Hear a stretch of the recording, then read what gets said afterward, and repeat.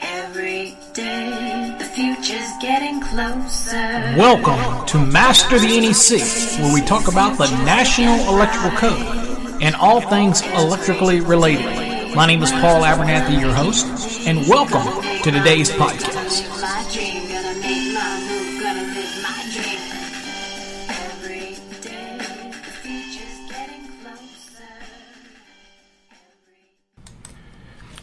Well, hello everybody. Welcome to another episode of Master the NEC, where we talk about the National Electrical Code and all things electrically related. My name is Paul Abernathy, your host as always.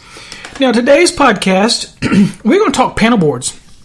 And we're going to, more importantly, we're going to deeply embed ourselves in Article 408. And we're going to talk about one specific section and how it applies, because I seem to get a lot of questions on this, whether I'm in seminars or emails or phone calls, whatever, trying to explain this in a little more detail. So I figured I'd go ahead and do that in a podcast and explain 408.36 in a little more detail. Now, if you're familiar with the code and you look at 408.36, it's dealing with overcurrent protection. Now, this is the overcurrent protection for the panel board. Okay, that's installed inside of an enclosure, the guts, if you will, of the panel board. And so we have some general rules here that are required, and we're going to look at 408.36. But while we're at it, we're going to go on and look at 408.30 as well, which is kind of our starting section, and then we get into the overcurrent protections. Because first of all, it just talks about the panel board and the rating, and then it goes into that overcurrent protection that ultimately protects the panel board. So that's what we're aiming for. And then we're going to look at examples where you might have a distribution panel that's downstream of your service panel and service enclosure. And so that's a downstream. Many people refer to that like a sub panel, if you will. But in reality, it's a distribution panel. It's just downstream of the service equipment.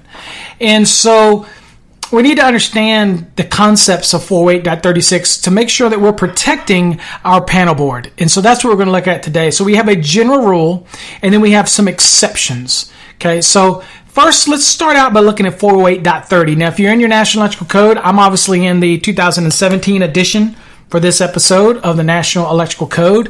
If that's the case, you're on page 267 of the electronic version. That's the PDF version. That's what I do for all my podcasts and webinars and in videos. But obviously, if you're in the paperback version, then it's going to be on page 264, okay, to help you out. All right?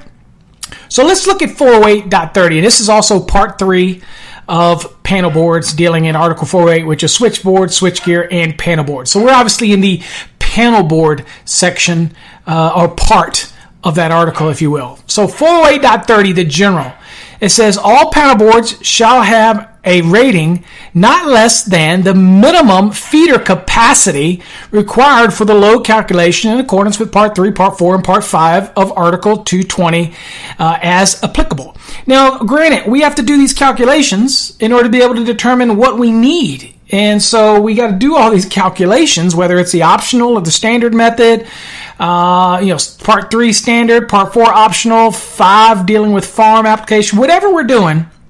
We have to come up with whatever our calculation is for our load, and then we apply that accordingly to what type of panel board we need and the panel and everything we need. So it's kind of a method to the madness when we're sizing everything. However, once we achieve that or we just select it, we now have to protect that panel board. And again, that's the guts to which the overcurrent devices connect to. It's the center guts, if you will, of the enclosure. All right. A lot of people want to call the panel board the entire enclosure, but it's not. It's really the guts that we're trying to protect, all those connections that are made to this panel board inside of it. So that takes us to 408.36. And again, where the confusion begins is within the exceptions. So let's talk about it. So let's read the general rule, and then we'll discuss each one of these exceptions in a little more detail. It says overcurrent protection. So you understand we're applying this overcurrent protection not to the conductors here. We're applying them to the panel board. It says, in addition to the requirements of 408.30, which was our calculation that we had to do to make sure we were selecting the panel board correctly, the rating of it, it says a panel board shall be protected by an overcurrent protected device having a rating not greater now than that of the panel board. Okay, so if it's a 200 amp rated panel board, we don't want to have a 225 amp rated overcurrent protected device at it. Okay, it kind of defeats the purpose, right? So it can't be rated greater than what the panel board rating is. All of this information will be in the enclosure's legend label that's placed on the assembly when you buy it. You'll get the panel enclosure, the panel board, main breaker. You might get one that's called main lug only, but you'll still have a panel rating and you'll still have the bus rating. You'll have all that stuff available to you on the legend that comes with the equipment.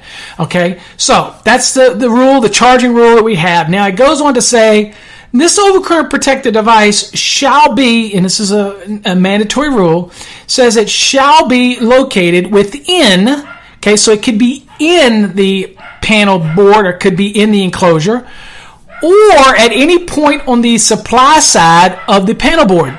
Okay, so it could be on the supply side upstream of it. So we've got that rule, and that's what it's telling us. So those are our general rules. So the overcurrent protection for that panel board can be within it, or it could be on any point on the supply side of the panel board. We do that a lot, okay? We will put it on the supply side. We do everything that we said we're going to do. It's not greater than what the panel board is, and we supply it, and it goes downstream.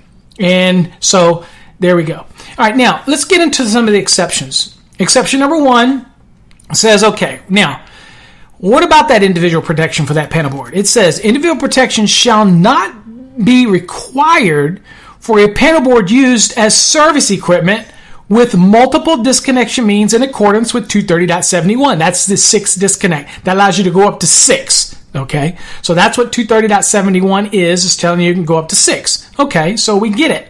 It also reminds us that, look, in panel boards protected by 3 or more circuit breakers or sets of fuses, the circuit breakers or sets of fuses shall not supply a second bus structure within the same panel board assembly. Okay, so that's like a split bus thing. So what it's telling me is if I have 6 breakers in there and I'm trying to meet the rules of 230.71, one of those in this application cannot feed a lower bus system in new applications. Now, that's very common for old applications, but that's all what we would call a split bus design, and that's not what we're doing here. Okay, so you're not allowed to do that. So if I'm using this 230.71, I'm using the 6 disconnect rule, 6 throws, or what you want to call it. At that point, I can't feed a lower or a second bus system. Okay?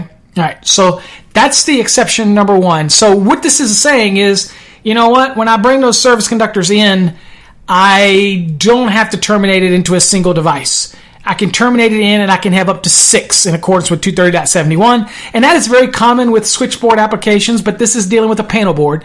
So it is very common to see this setup even in a larger industrial or even a commercial panel board scenario. Okay, so that's what we're dealing with there. All right, and that's to not have to have that individual protection. Exception number 2 says, okay, individual protection shall not be required. Again, that's a permissive rule, same as the other one. It says it shall not be required, but there's no harm, no foul if you want to put individual protection. Let's say a main breaker, if you will. And when we use the term main, we just mean that it's one single breaker that's protecting the entire panel board. There's people out there who argue the semantics of words, and you know what? And I don't typically play their little games. We're electricians. We know what we're talking about. All right. So individual protection shall not be required for the panel board protected on its supply side by 2 main circuit breakers or 2 sets of fuses having a combined rating. Okay. A combined rating not greater than that of the panel board.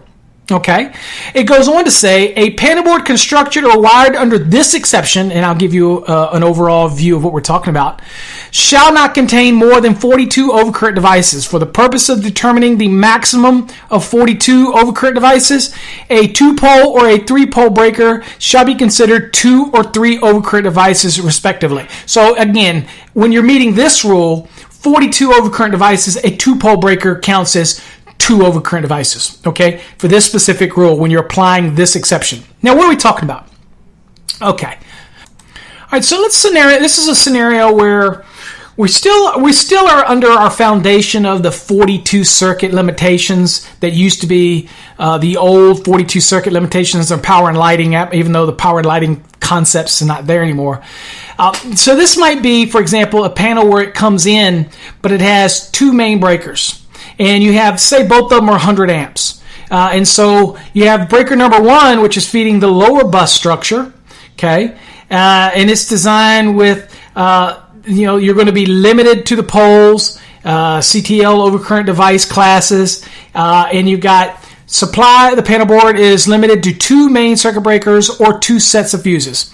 Now, the one fuse, which is 100 amp, feeds the lower bus system. Okay. Now, overall, you have two 100 amps. So you have at the top of the panel, one of the breakers is kind of like a common tie in the middle. It feeds the circuit breakers that are within that panel enclosure.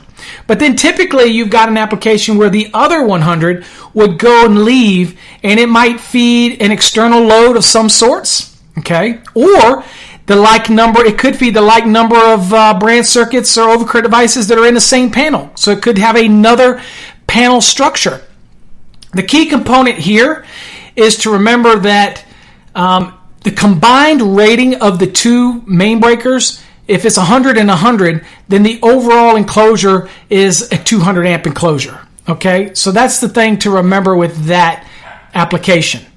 All right, so again, a panel board with two main breakers is still permitted. I mean, you could still do that, and provided it qualifies under the old 42 circuit limitations on the number of circuits, lighting and appliance type of branch circuit applications. But their combined main breaker rating cannot exceed the panel's rating. So it would be a 200 amp rated panel, but it would have two separate 100 amp rated devices in there. And that's what it's talking about here. And you'll notice that it also, under this rule, is going to limit you to the 42 overcurrent devices. So that's what we're talking about. It used to make lay to the terminations, lighting, and panel board limitations to 42, but now it's just kind of incorporated into the exception number 2, and that happened a couple cycles ago. Okay? So, again, just picture you coming into this panel and it having two 100 amp main breakers. One of them feeds the breakers that are within the panel, and let's say the other one might feed a specific separate load. That's perfectly okay as long as that panel itself is rated for 200 amps. But each one of those single 100 amp breakers combined can exceed the rating of the actual panel boards and an enclosure. All right, and so that's where we get that application, and it can't exceed that. All right, and the panel rating. Okay, so that panel rating, since it has 200 amp breakers in there, for most purposes, you're probably going to see that panel rating as being 200 amperes. And it's accommodated by two single 100s. And it's two separate loads. Now, I have seen cases where it would have the scenario would be it feeds a panel right beside it, or maybe it's larger and it feeds two separate panels within itself, and that's what it's listed as. Okay? But that's what we're picturing here. Okay, so again, it could be a larger panel that actually has each one of those 100 amps feeding up to 42 single pole circuit breakers. And of course, again, I'll remind you that those are designed under this rule, under the old single, and that's why it gives you the guidance on what a 2-pole still counts as 2 or 3-pole still counts as 3 overcurrent devices, because they're going to be what's called a 10 class CTL overcurrent device, which is limited to 1 pole per breaker. Okay, so this kind of gives you the concept there. So this is very common, and I have seen this application where I have two actual 42 circuit panel board sections that each one are fed by 100 amp device, main breaker, I should say, or just call it a main circuit breaker or fuse set, and you're limiting each one of them to 42. Okay, that panel board's limited. So, and that's a rather large application, more commercial in nature, but it can be done. And that's when you have two separate main breakers for that application. More often than not, where I really see this is where you have maybe a 200 amp where you have 100 that does a panel board within the enclosure, and then the other one maybe feeds a separate load by itself. Okay, Maybe it's a heating system, cool air conditioning system, whatever it is. But if it's in the panel, both of those combined main breakers can't exceed the rating of the panel enclosure. Okay, so that's the allowance for exception number 2. Okay, and lastly, let's get into the third one, and I'll read it per the code so we can third exception. Exception number 3 says for existing panel boards. Okay, so new construction, it's not going to apply. It says for existing panel boards, individual protection shall not be required for a panel board used as service equipment for an individual residential occupancy. So caveats: existing, residential. That's the key. All right. So what are we looking at here? So an existing panel with up to 6 circuit breakers may constitute to be used without individual protection. Okay. Provided it is used as service equipment for an individual dwelling unit. However, another example would be that is the allowance of the old existing split bus applications, which would allow you to be able to do that. Okay, and that is existing. Okay, all right. So in that scenario, there you'll have a top portion, and then one of the 6 again. Okay, one of the 6 will actually supply the bottom. Now, for new installations, violation. Okay, this only applies to existing. Okay, so the use of a split bus load center with more than 2 main overcurrent devices is permitted for residential services equipment only in the existing, not for a new application. And of course, the chances of you finding a split bus style for new would be pretty rough, pretty hard to. That's not going to happen. You're not going to find them. Okay, so that's the concept of how that works. All right, within it, the application of the code. So you have all of those in 408.36, the aspects of it. Now, you're not meeting any of the exceptions by saying, look, I have a panel, main service panel, and I put a breaker in there, and I'm feeding it downstream, and it has no main breaker. Okay, the code says that overcurrent protection shall be permitted within or at any point on the supply side of that panel board. So the breaker that's in the main panel is sufficient to protect the panel downstream. Okay, that's what we typically see when we call remote distribution panel. Now, do some people go into a main breaker? Certainly, but at that point, that main breaker is nothing more than a disconnect, if you will. Okay, the conductors and everything is going to be very much limited by the breaker that's actually feeding it. Okay, so not a concern there. In some cases, it's even cheaper to buy the one with the main breaker in it. For example, I've seen them buy 100 amp rated panels with a 100 amp rated main breaker or a main disconnect in this case, but it's being fed, let's say, by 60 amps. And people say, well, wait a minute, I'm terminating onto a 100 amp rated device. And that's okay because we are limiting it to the 60 amps upstream. And so, that's really just a disconnect at that point. Okay, that's all it is. And it wouldn't be required because I could have had a main lug only in that panel downstream and not requirement if it's in the same structure. Now, remembering if I go from one building to another building, then I do have the requirements of disconnection means at the remote building. That's the requirements under 225 if they're underground. There's requirements in 215 for feeder applications. So we do have those general rules, but we're just talking about protection of panel boards. And that's what we're talking about here. So you have 408.36 talking about that overcurrent protection. Now, 408.36a deals with snap switches rated at 30 amperes or less. So it says panel boards equipped with snap switches rated at 30 amps or less shall have overcurrent protection of 200 amperes or less. Now, let me remind you something.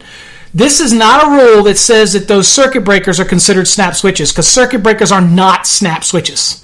This dates back to where we had fuses, whether it's cartridge fuses or we have Edison-based fuses, built into panels where there was a snap switch built into it that allowed you to disconnect to be able to service by the fuse, killing it before the fuse. So this was integrated into the panel board setup.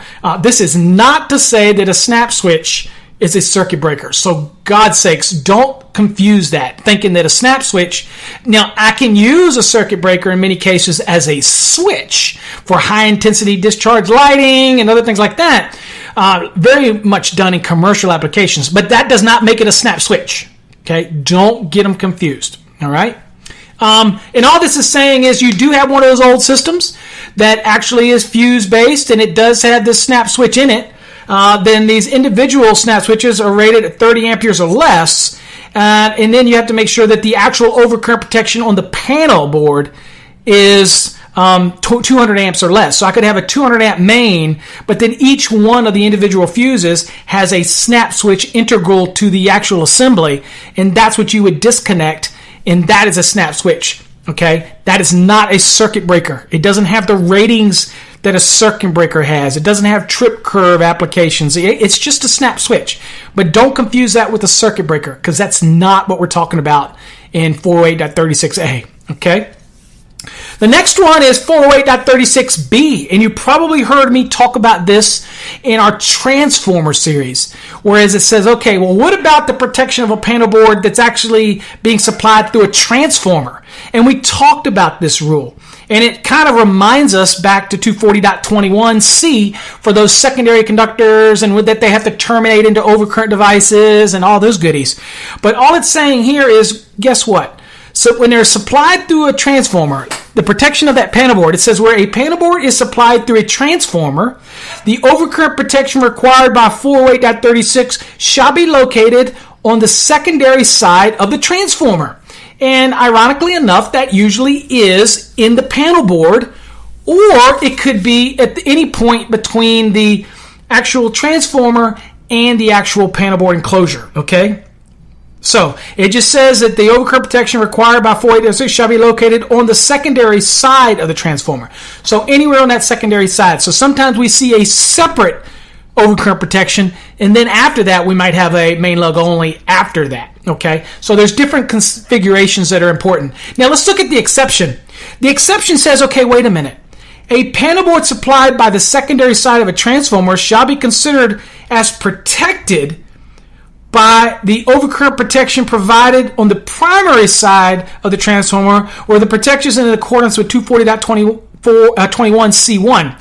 And remember from our transformer series, it's considered protected if you're dealing with a single phase application where you have one voltage output value, okay, or you have a delta to delta 3-phase where you have one single voltage secondary value. Then it's considered protected under the 240.21c1. Okay, so that's what the exception is there in order to add protection. Okay, all right, so just kind of understand how that works in the way that the scope of the 240.21. If you don't understand that, please go back and watch our video series. It's not a podcast, although I do have podcasts on transformers. Go back and watch the video series where I talk about those different aspects. Okay, and this kind of brings us in the requirements in the rules for 450.3b, the top portion where you might not have secondary protection under those rules, and it kind of helps you tie all those things together. Okay, and then let's get to C. C, again, we're still under 408.36. C is dealing with the delta breakers. It says, okay, so we have a delta system, and it says a 3-phase disconnect or overcurrent device shall not be connected to the bus of any panel board that has less than 3-phase buses. Delta breakers shall not be installed in panel boards. Okay, so this is one of those aspects where you take it as you read it. Okay, a 3-phase disconnect or overcurrent device shall not be connected to the bus of any panel board, okay, that has less than 3-phase buses. Okay, so you don't use a 3-phase disconnect, you don't use a delta breaker, you certainly aren't going to use it in a panel board that has less than 3-phase buses. So obviously you're not going to use it in a single-phase type of panel configuration. Okay, all right, so keep that in mind. All right, so we're going to keep it at that because I don't want to take it maybe any more confusing than that would be. And I guess the biggest thing is it was really what happened was that they found out that the delta breakers if installed incorrectly in certain uses, created an extreme hazard. Because when you had a delta breaker and it was used in a single-phase panel, okay, which is prohibiting it, and the main disconnect for the single-phase panel is open, then the problem with that, there is still a high hot leg supplying the delta breaker. Now, these breakers were likely to be backfed voltage from their load connections into the panel board bus work, even when the panel main was off, because the main did not interrupt the third phase. So it's just pretty much we're outlawing the application of this rule, and don't make that any more complicated than it needs to be.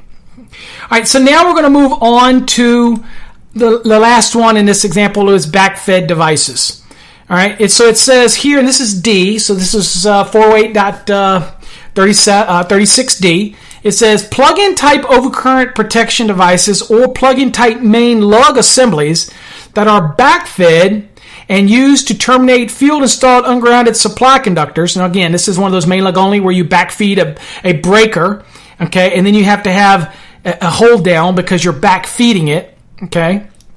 It says it terminate into a field-installed ungrounded supply conductors shall be secured in place by an additional fastener that requires other than a pull or release the device from the mounting means of the panel. In other words, most breakers you just simply pop them off.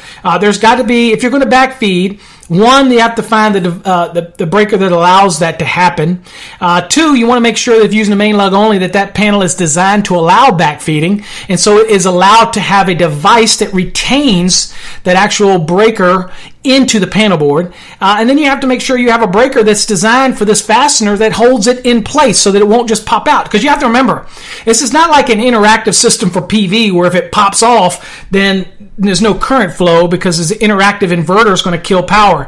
If this is being fed from a panel to this, and it's being backfed into this main lug only panel, and that's going to be your breaker now for your main, if you will, if it pops off, those lugs are still hot, okay? And so that becomes a hazard.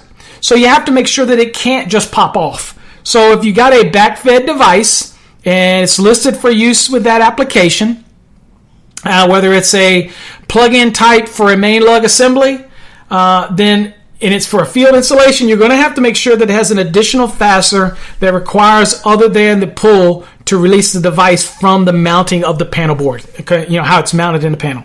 And they make the little kits that do that. You just have to make sure that it's designed to work with the panel board that you're dealing with. Every manufacturer offers these kits, so it's not really an issue. So just make sure that device is designed to be rated for a backfed. Okay? All right. Well, that's it. That's all we're going to talk about. I just wanted to, kind of talk about 408.36 in a little more detail, give you a little more information, tried to keep it pretty short, but hopefully that explains in a little more detail for you. If at any point you're confused at any of this, and I have a nature of sometimes being confusing when I try not to be, because I'm trying to give you a lot of information in as quick a time as I can possibly, and I'm surprised I got this in under 30 minutes. Please email us at info, I-N-F-O, that's I-N-F-O, at masterthenec.com or info at electricalcodeacademy.com, or go to our website and click the Contact Us link and send us a message via our website, and we are more than happy to clarify any question you might have. Again, look, there are no dumb questions. Okay, I try to cover as much information as I can, and I don't want to inadvertently leave something out. But if something that I said is confusing to you, I don't leave comments, the ability for you to leave comments on my podcasts or my videos, because there are trolls everywhere. There are some people out there that are miserable in their own existence, and so they seek out creating issues. Look, if you really find a difference in opinion on what I stated, then contact me. I want to learn too.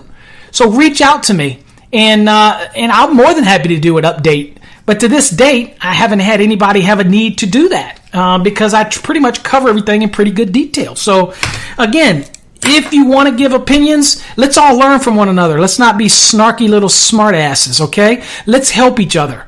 And so contact me. Again, you know my email. You know how to get to the website. Anyway, Till next time, stay safe and God bless. And hope you learned something from this episode talking about panel boards in 408.36. Every day the future's getting closer. Every day the future's looking bright. Every day is another beginning.